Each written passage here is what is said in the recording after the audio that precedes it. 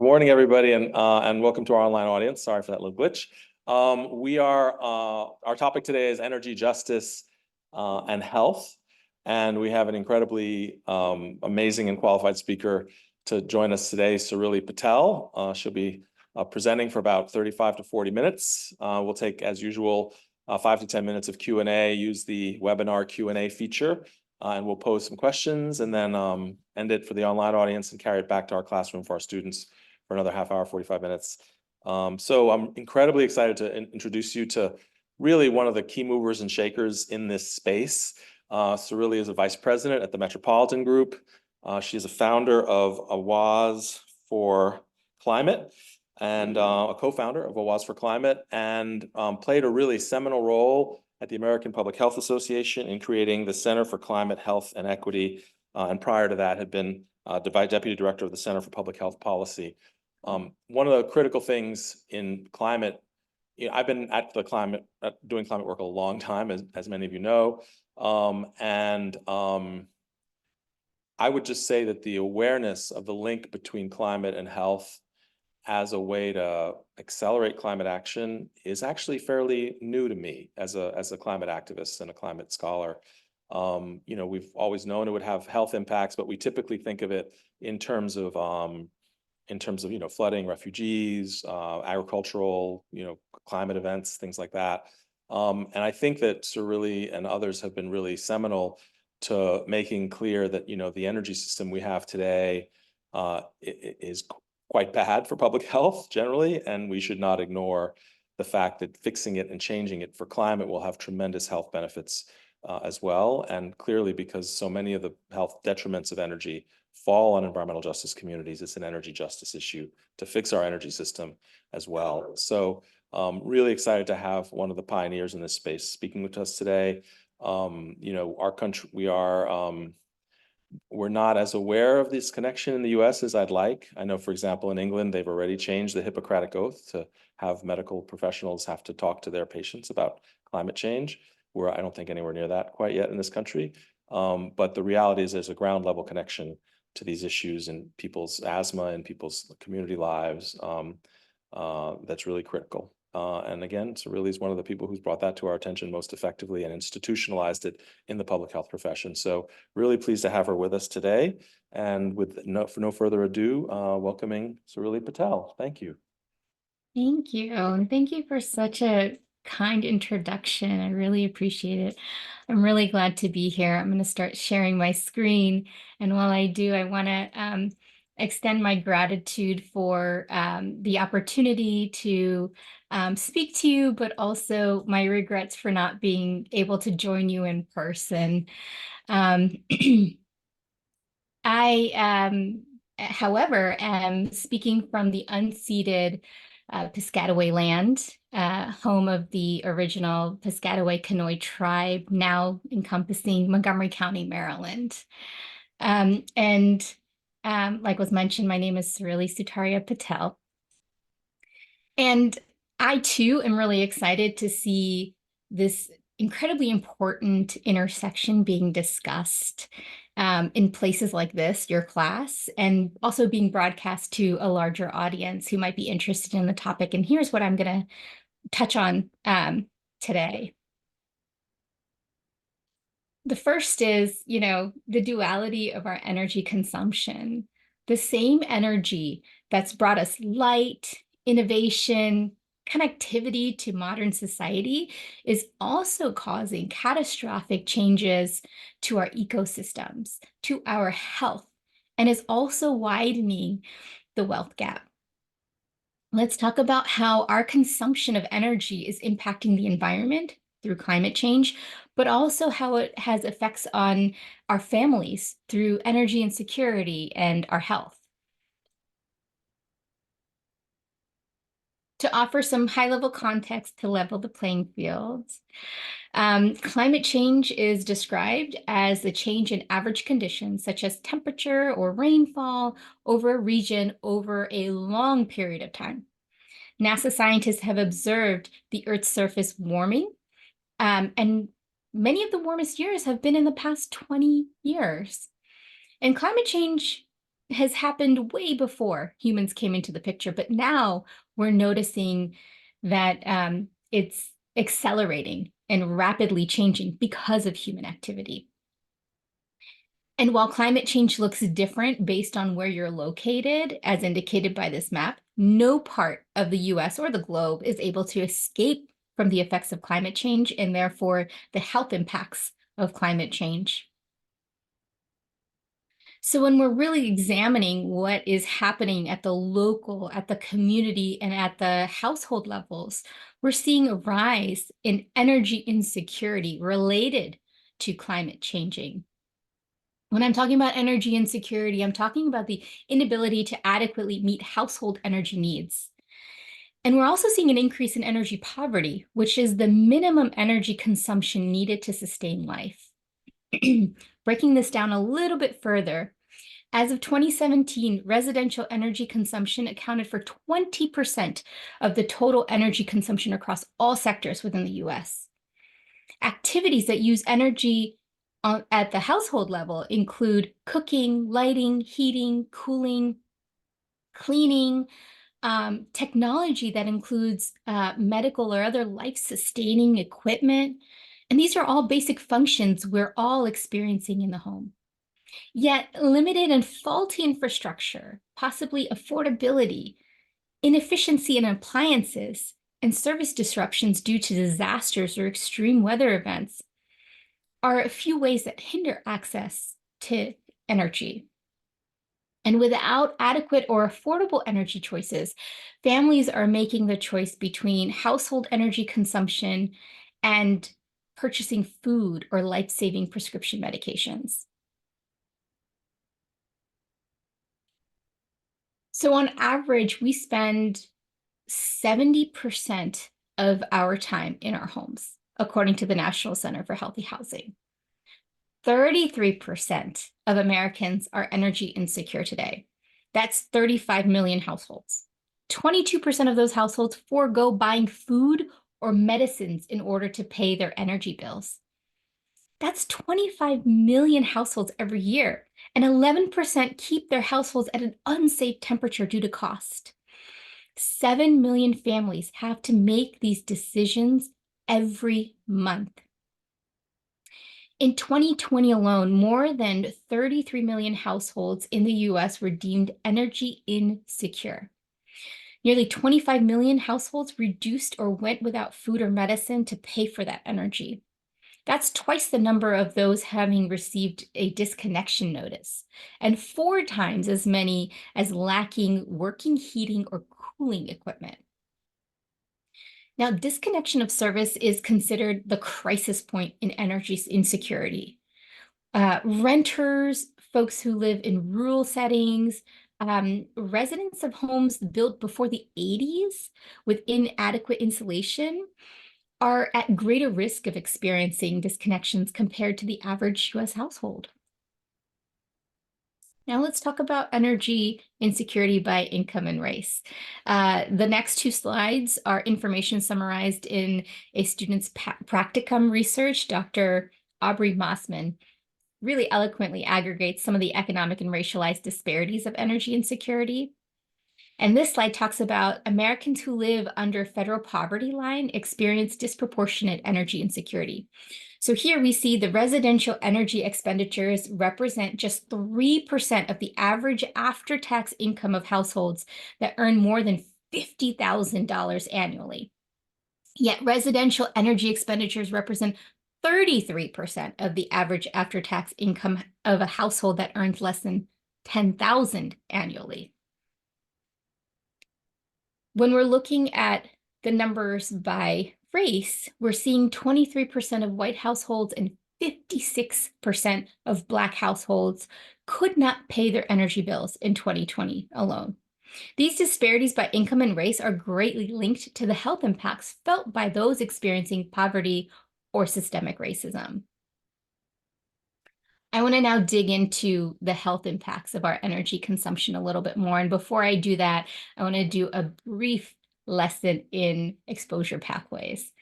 This is a cause and effect of the exposure pathway, and the climate events are more profound than any physical damage we end up seeing on the news that's reported.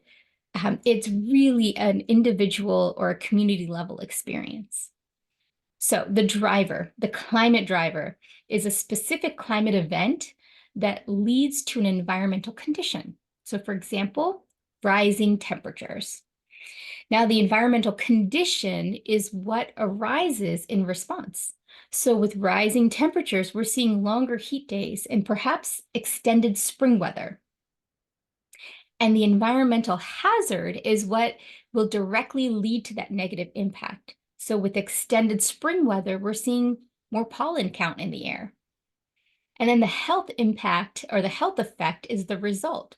For example, allergies or other respiratory illnesses like asthma and COPD.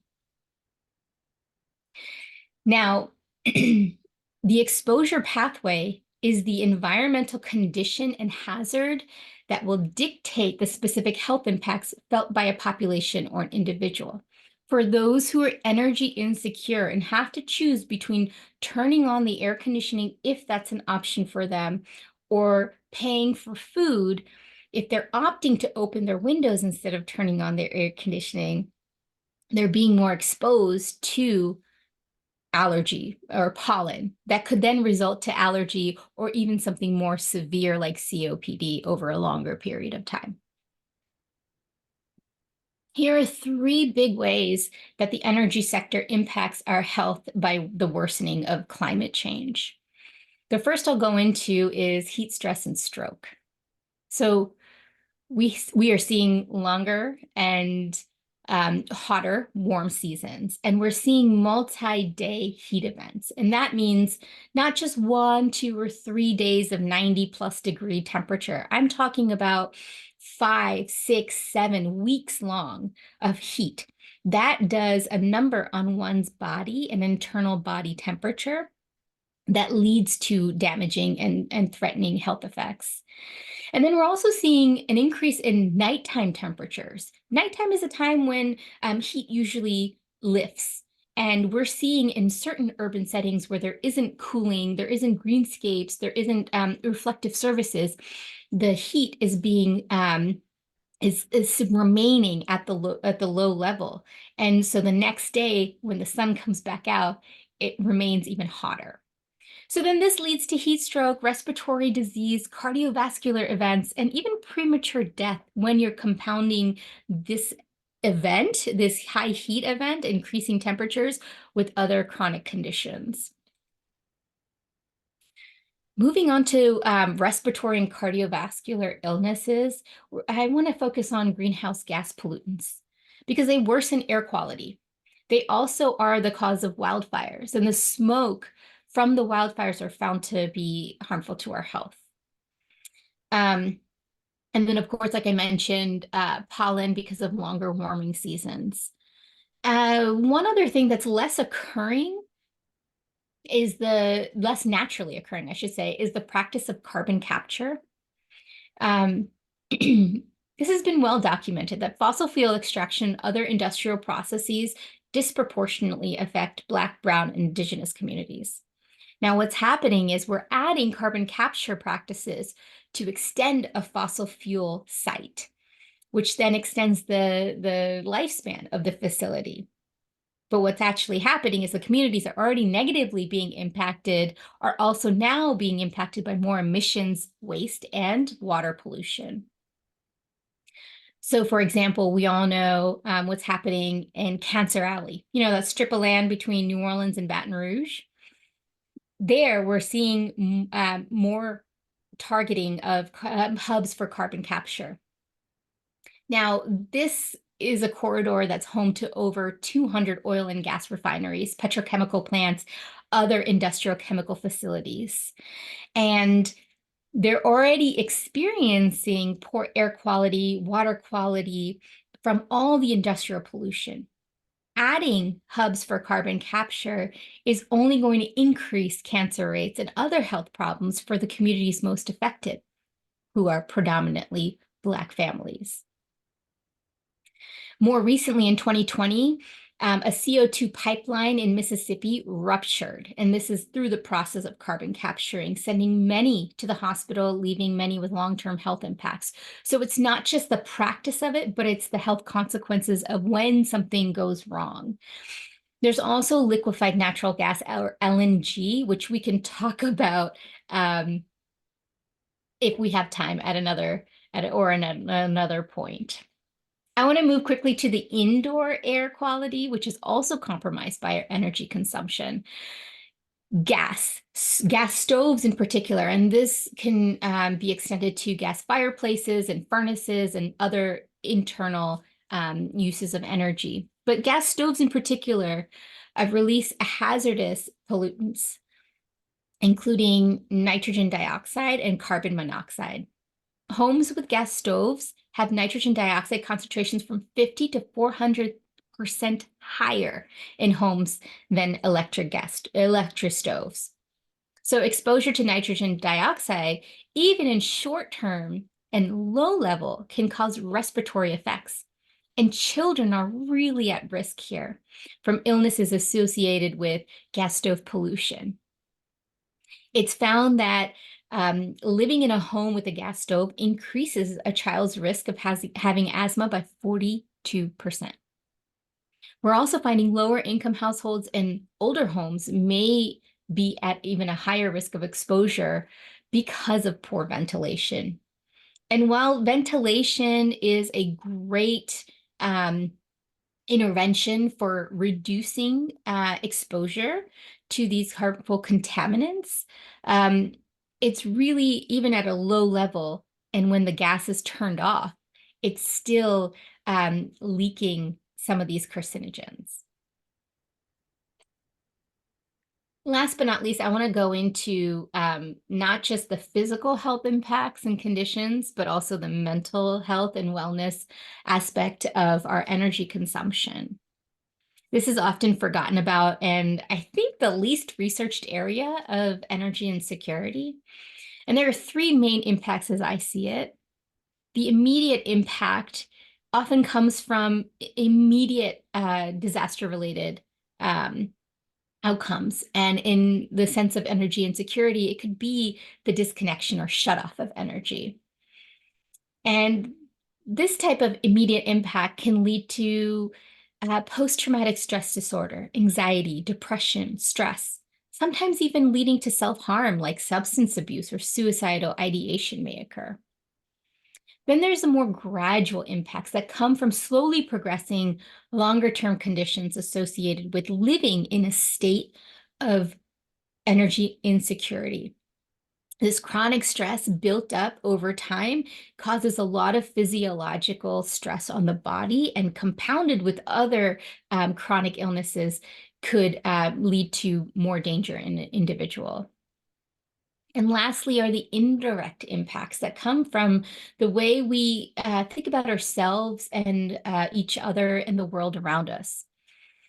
And this sometimes happens after a climate event, or if you're being displaced because of your energy needs, or a climate event maybe. This could really lead to changes in the way we think about ourselves and our connection to each other.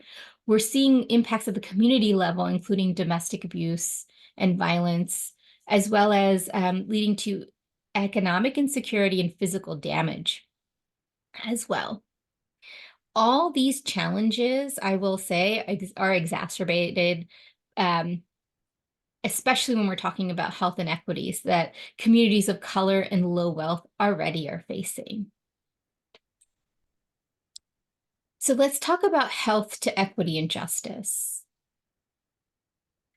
When I'm talking about health equity, I mean that everyone, regardless of who you are, where you live, or how much you make, has the right to reach your best health and well-being potential.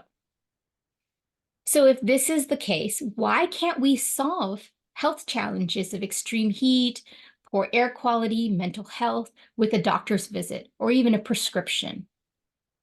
That's because only 20% of our medical needs are solved by clinical care. The other 80% is made up of non-clinical determinants of health. This is what we call the social determinants of health.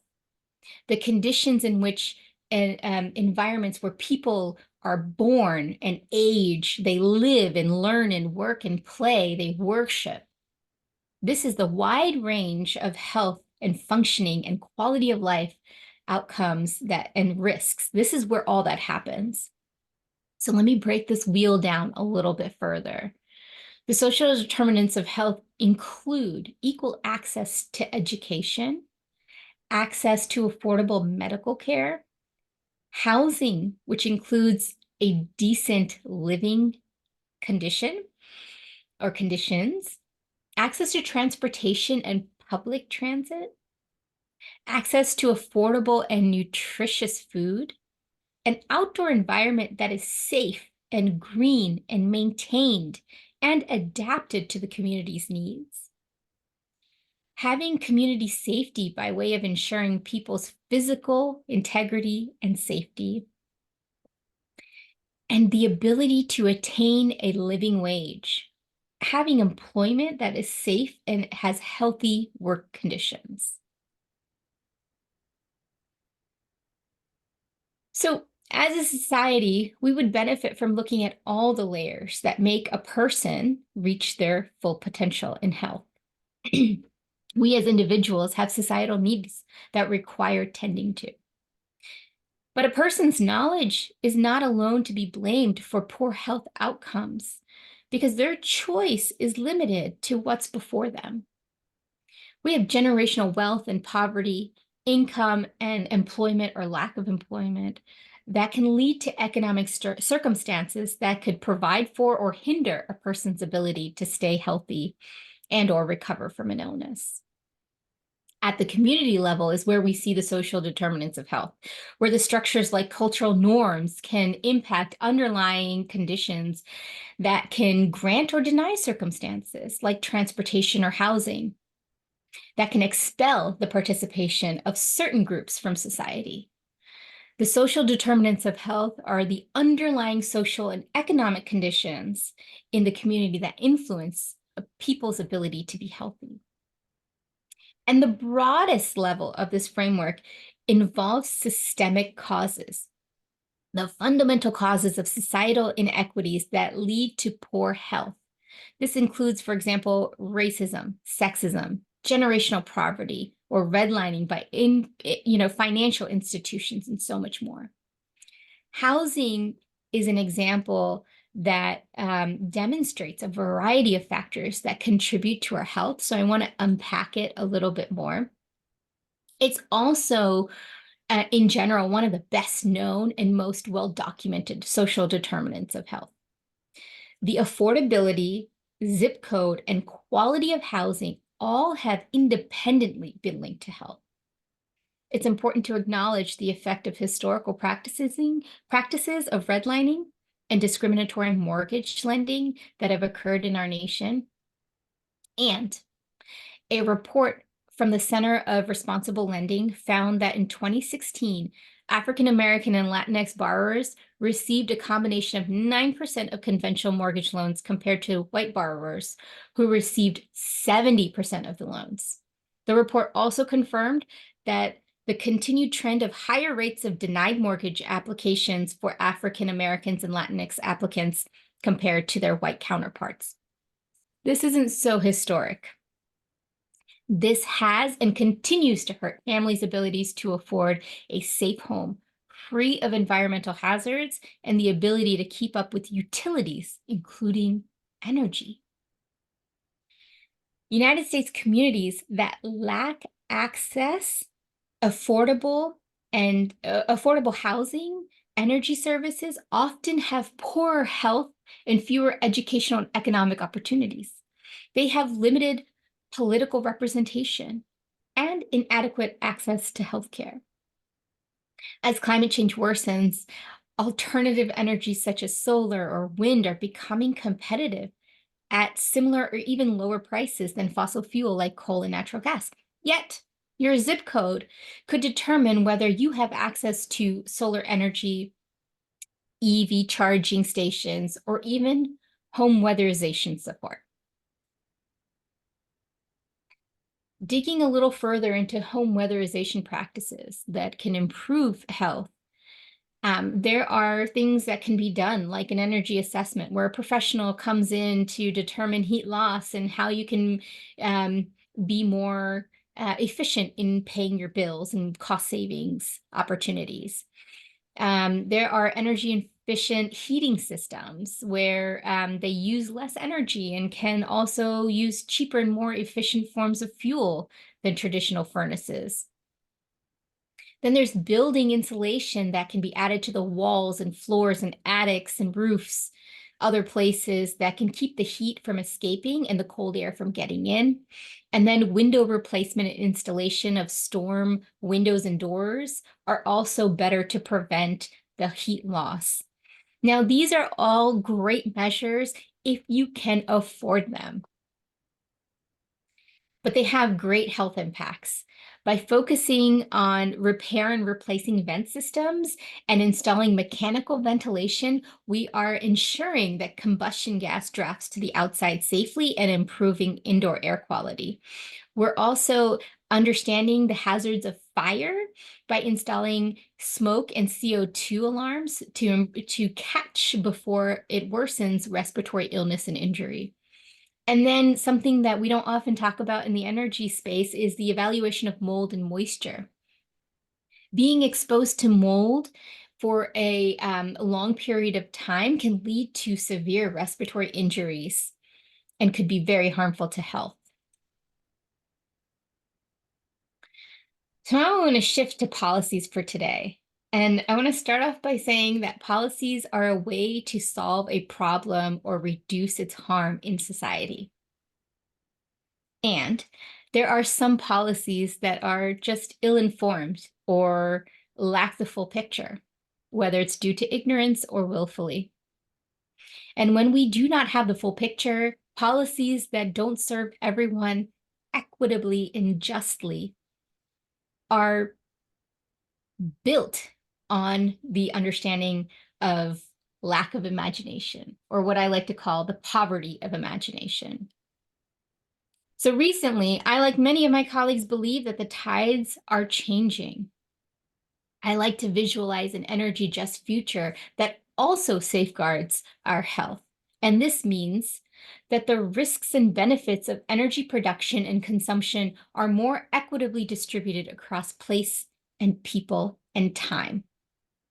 And affordability of energy is available continuously and is resilient to climate threats. Power is distributed and controlled or owned by the community. Profits are reinvested locally with sustainability and equity in mind. Existing infrastructure is used for renewable power, eliminating the dirtiest energy first. Communities experience the health benefits of improved environmental health conditions. And all the relevant sectors, building, agriculture, healthcare, community anchor institutions are engaged in a just transition. When I'm talking about energy equity, I'm talking about the distribution of benefits and burdens from energy production and consumption, which requires equitable distribution of risks and hazards, as well as the availability and affordability of energy sources. An equity-centered energy and utility policy significantly enhances household economic stability and improves the overall quality of air, water, and other natural resources that affect our health and well-being. Working directly with communities to build capacity around energy planning and decision-making is key to advancing health equity. So let's talk about how this can and is being achieved. So for the first time in our nation's history, the federal government has made it a goal that 40% of all overall benefits of certain federal investments flow to disadvantaged communities that have been marginalized, underserved, and overburdened by pollution for generations. Through President Biden's Inflation Reduction Act, bipartisan infrastructure law, and the American Rescue Plan, federal agencies are making historic levels of investments to advance environmental justice and thereby advance health equity. This investment will help confront decades of underinvestment and disadvantaged communities, bring critical resources to communities that have been underburdened by legacy pollution and hazards. So I'll focus on some wins specifically under the Inflation Reduction Act, which supports home energy efficiency upgrades with the highest incentives dedicated to the lowest earners. But before I go into that, here are some quick stats. The landmark IRA, introduced in 2022, aims to curb inflation by doing three things: reducing the federal government budget deficit, lowering cost of prescription drug prices, and invests domestic energy production while promoting clean energy. A year after its passing, the legislation has ushered a new era of clean energy investment in the US. We are seeing 272 new clean energy projects come online across 44 of the United States. And this is totaling $278 billion with a B in new investments. The IRA has created 170,600 new clean energy jobs in just the first half year of 2023. We are building more solar generation than natural gas and providing funds directly to consumers and property owners who decarbonize their homes and lifestyles from tax credits and rebates. I'll go into a few examples here. The electrification rebate, formerly known as the High Efficiency Electric Home Rebate Program. Wow, what a mouthful. This provides a point-of-sale consumer discounts to enable low and moderate income households across the US to electrify their homes. And this point-of-sale electrification rebate has immediate off-the-top discounts to make qualifying electrification purchases. This also includes the covering the cost of installation and labor. There is $4.5 billion set aside for this effort, and including $225 million reserved for tribal communities. So through this investment, we are also noticing improved or increased economic stability for those who want to go green, go electric, as well as improving household conditions in indoor environments. IRS tax credits are also in play. And now I'm not a tax attorney like my brother-in-law, but I will try to get through this. The 25C Residential Energy Efficiency Tax Credit and 25D Residential Clean Energy Tax Credit incentivizes household electrification by lowering the total cost of qualified electrification upgrades. 25C provides capped 30% tax credit for heating pumps and water heaters and qualified electric panel upgrades. 25D provides uncapped 30% of tax credit for rooftop solar, battery storage, and geothermal heating. This is huge for those who are eligible because it also improves their economic stability through these tax incentives, as well as not just their home, but their community, their neighborhood level, to be able to buy in and afford these upgrades in terms of their electric power.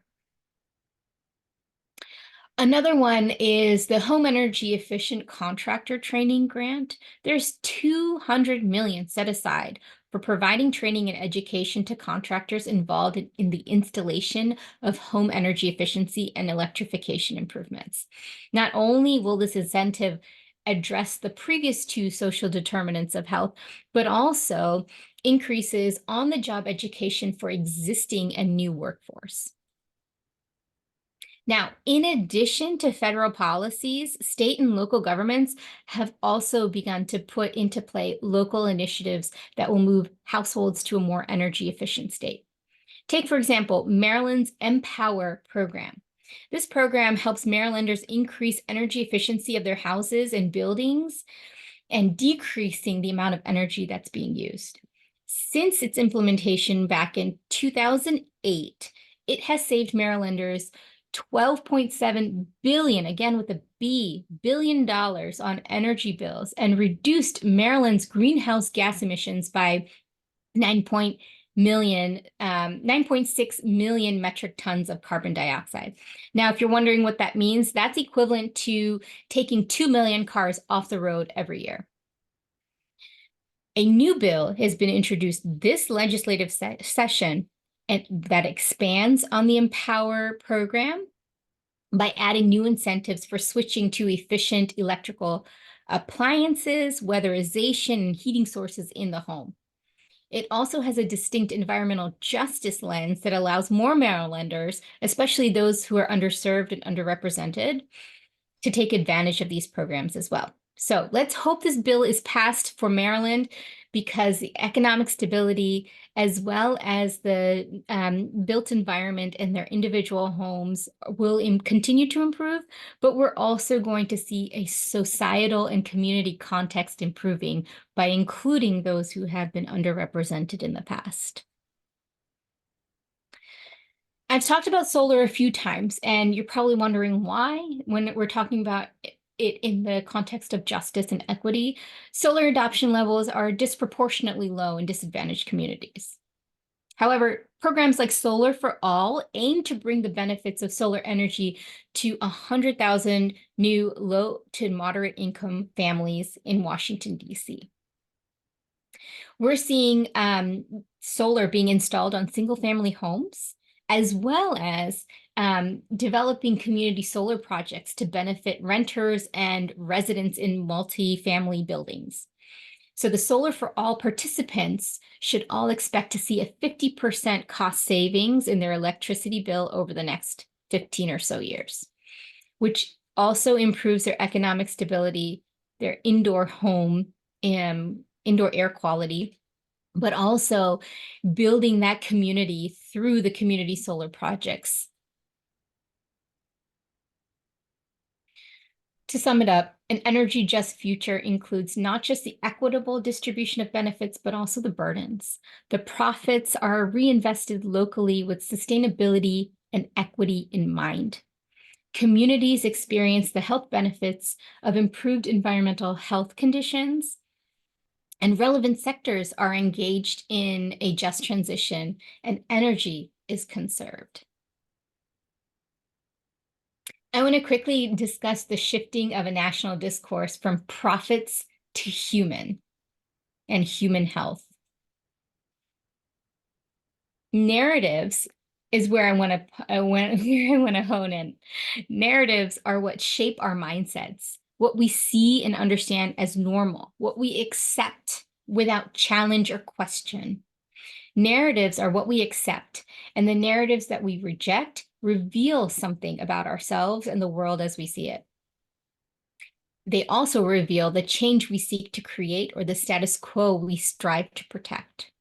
The narratives we accept as true also shape our response to our own lived experience and become narratives we sustain and advance throughout our storytelling. Let me give you some examples. Climate change is a huge narrative that has taken on many arms. You are either talking about a proven fact that requires urgent and sustained action, or an unsound theory pushed by environmental alarmists and anti-business extremists. A climate change narrative that public health often sees themselves confronting is climate change is happening so far away and not to people. It's only happening to polar bears, so it's not affecting me. It's not affecting my health. Why should I care? Another one that we in public health are struggling with is the view of health. Health is often a narrative that we have as an individual goal. Go exercise, eat right, go to the doctors, and then you'll be healthy. But public health is yet either the world's best hope for achieving lasting health improvements for people, or it's an invitation for government intrusion into our private lives. Case in point, the pandemic that we're still going through. Shifting us back to energy, recent research has found 3 narratives that, if used concurrently, can unlock the dominant narratives around sustainable energy. The first addresses how to satisfy human needs through eradicating extreme poverty and enhancing human capabilities. The second one leans into addressing how to ensure social justice by enriching community participation and fair distribution. And the last one talks about addressing how to respect environmental limits through mitigating climate change and safeguarding the biosphere's integrity. These 3 narratives combined can work together to lead to the necessary policy change and behavioral changes needed to achieve a sustainable energy system, and therefore policies that are equitable and just and that benefit the most people possible. So I want to leave you with this. I, like some of you, have seen many climate disasters shake communities and disrupt the lives of people, myself included. In 2018, I was in Baton Rouge during Hurricane Gustav.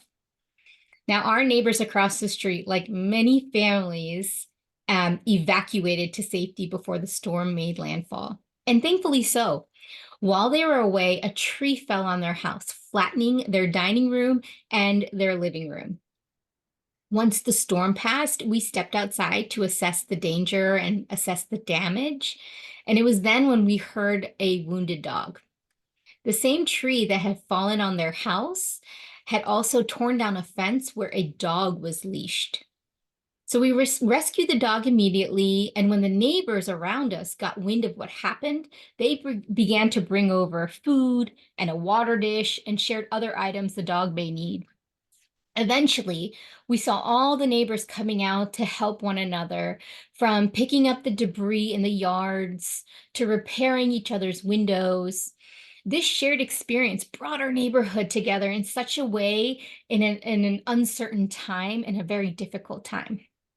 But I will say not everyone in Baton Rouge at that time was as fortunate.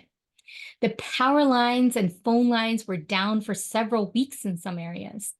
The food in everyone's fridge rotted, and it was a hot August. Later, I even found out my office building was deemed unsafe for re-entry, and the gas prices were through the roof. People who needed stood in lines to receive assistance, including to replenish the food in their fridge.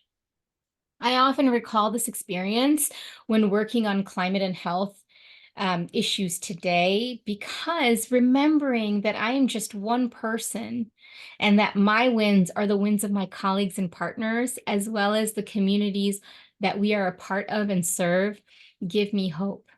I feel fortunate to be in a community with fellow health and environmental justice leaders who deeply care about the causes and the people we serve together. So thank you for taking an interest in this intersection, and thank you for your bravery to stand against the poverty of imagination.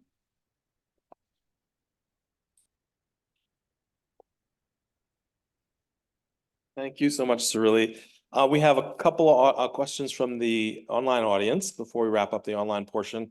I just want to say I think for me the concreteness of the link between the lived environment, the building, and health, and the ways in which you connect those is really critical. I think it's easy for us to think of the environment as something outside of us, and obviously the outdoor environment is critical. But that indoor environment, the machines we use, the way we cook our food, all those things turn out to be huge influences over our health. And when the energy system is changing those things, it's really critical. And across the entire climate challenge is one of the biggest challenges is just remembering how we are connected to what's around us, right? That the way we move around is heating the planet, things like that, and affecting species and affecting our other people. And it's easy to forget how the technology and the objects, in our lives are actually they're also part of our bodies and part of our reality. And so I appreciate the material way in which you connect those things in the talk. So thank you very much.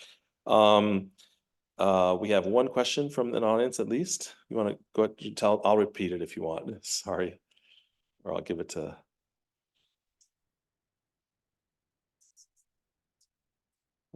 Can you explain what chemicals are involved in carbon capture that might be of concern for public health or cancer? Are you familiar with any of those issues around carbon capture? Yeah, a few. There's excuse me, there's a few chemicals that are immediately impacted, and they are the pollutants that are put into the water and into the air that are most concerning.